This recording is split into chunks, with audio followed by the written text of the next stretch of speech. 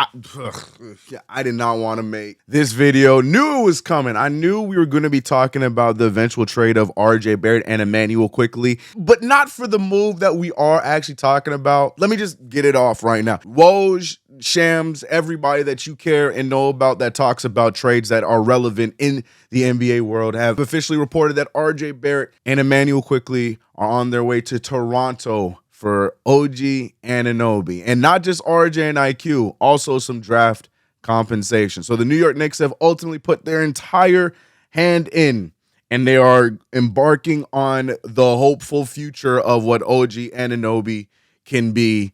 And it means that we had to give up RJ Barrett, a player that has shown upside, but also a lot of inconsistencies at a very young age, as well as Immanuel Quickley, who was a steal in the draft that in any season should have been a sixth man of the year. And obviously this year should have been averaging more than 30 minutes a night. And now both of those guys get to fulfill those prophecies on another organization. Let's just talk about the trade. This ain't going to be a long video. Run the intro.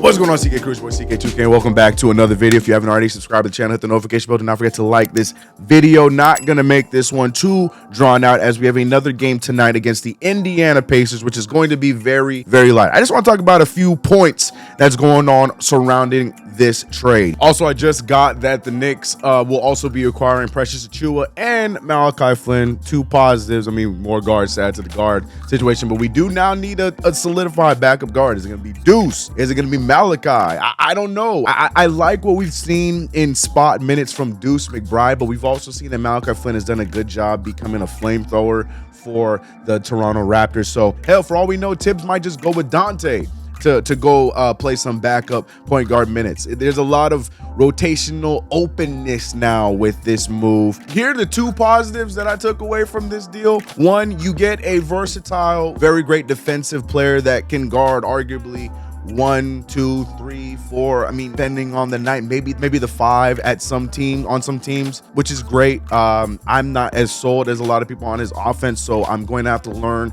like a lot of you guys with him now on my team, how offensively inclined he actually is. And now we have a strong wing that you guys really want. And the second positive is now I can stop hearing y'all bitch and whine about RJ Barrett being all our problems now that he's not on the team. My issue with this is, if the rumors were true about the whole DeJounte Murray thing, I'm a little upset that we decided to go this route. I would have much rather a DeJounte Murray for a lot less if it just meant quickly draft picks to get DeJounte and we get to still keep RJ Barrett for cheap. I would have liked that, but I mean, there's a lot of upside with OG. I'm gonna have to talk myself into that because he's now a New York Knick, and for me, as much as I love RJ Barrett, I'm still gonna be watching him regardless. I don't care if he's a Knick. I've been an RJ Barrett fan since high school, so I'm rooting for him. He's now home in Toronto. Hope that's a good time for him. OG Anunoby now, I'm very worried. I want this to be on film. I'm very worried that OG Anunoby is ultimately, in a few months, going to turn into that new lightning rod that New York Knicks fans are going to hate on. A lot of people are overhyping this guy to do a lot of things that he has not done in his career yet. And I hope I'm wrong here, but I want this on footage and on film that I am very, very worrisome that OG Anunoby is going to be that new player that Knicks fans, you guys watching this video, will turn into a lightning rod of hate and criticism because he's not the player that you guys all thought he was. But what he is a very solid defender that is going to be there night in, night out. I think there's the possibility that a lot of people believe OG has those capabilities to be like a Kawhi Leonard type of player, a two-way kind of guy. His offense to me is a bit too inconsistent. I mean, let's look at his last few games, shall we? Now, in his last game against Boston, 12 points off of 5-8 shooting. That's pretty solid. Then he had a 26-point night, but it was against the Washington Wizards. Utah 19, Philly 12, Denver 9 points, 4 for 9.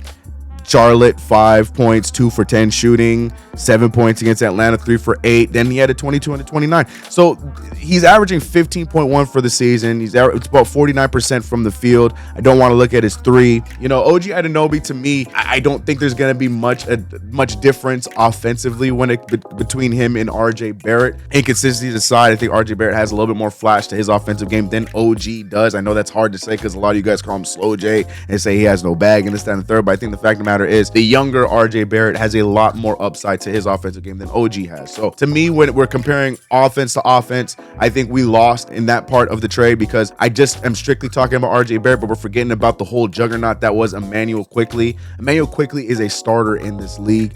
At the very least, the first man off of your bench in this league. And I feel like we gave up a lot to get a guy like OG Anunoby just to give us defense. And also, we're giving up to get a guy that's 26. So there's a lot more pressure, I feel like, that's going to be on OG Anunoby than a lot of you guys are going to be willing to admit. You guys are going to be excited about this, and he's probably going to have a Josh Hart kind of start where he's going to do a lot of things that we have not seen Knicks do, and it's going to help us in a short span of time. But then when it comes to those games when Julius or Jalen are not hitting their shot and we need OG to do stuff and we realize that that's just not his game, I really, really believe that there's going to be a lot of hate going his way, and I hope that's not the case. Again, frustrated I am. I just Yoda'd that. But yes, I'm very frustrated with this move because I feel like we gave a lot for, you know, I don't feel like the move evens out in my humble opinion. I just don't. Defense is great. Defense is great. We definitely, God knows we need defense. But I just don't think that this evens out the way that a lot of people do. And I hope I'm wrong. People forget that part. I don't do these things to just go out here and be like, I told y'all. No, if I'm wrong, that means the Knicks are good. And the Knicks are going to be better. So I hope I'm wrong. I just truthfully feel like the move, giving up, like if it was just an RJ Barrett and picks for OG, that's a different conversation. Then I feel like that's a good swap.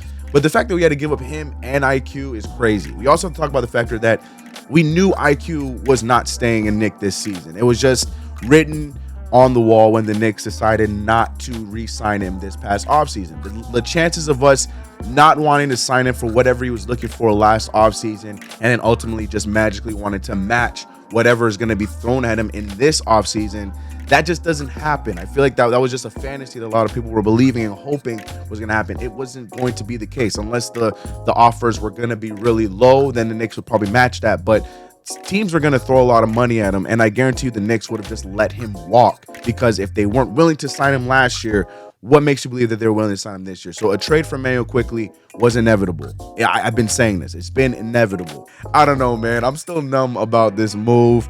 Like, it's one of those things where it's your player fandom and then your team fandom, they collide, because as mentioned, big fan of Immanuel Quickley and RJ Barrett, huge fan of RJ Barrett.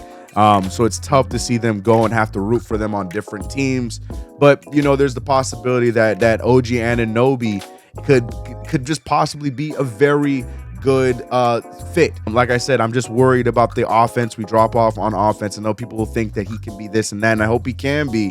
We do drop off offensively in this move, but we do take a huge leap defensively, and hopefully that with OG Anunoby's defensive abilities, it becomes more contagious for the rest of the team. But a lot is going to be seen. Also, the draft pick too, didn't mention it. The draft pick is our protected, Detroit's protected pick that we had. So better than what they were initially asking from us, you know what I mean? Let me know your thoughts about everything in the comments below. This is a judgment-free zone.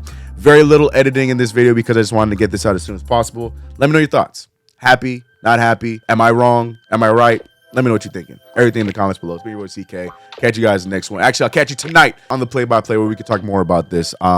Crazy. All right, y'all. Peace. Cold pizza like Tuesday. I got food up in the fridge. Y'all keep looking for that new wave. I think I like it how it is.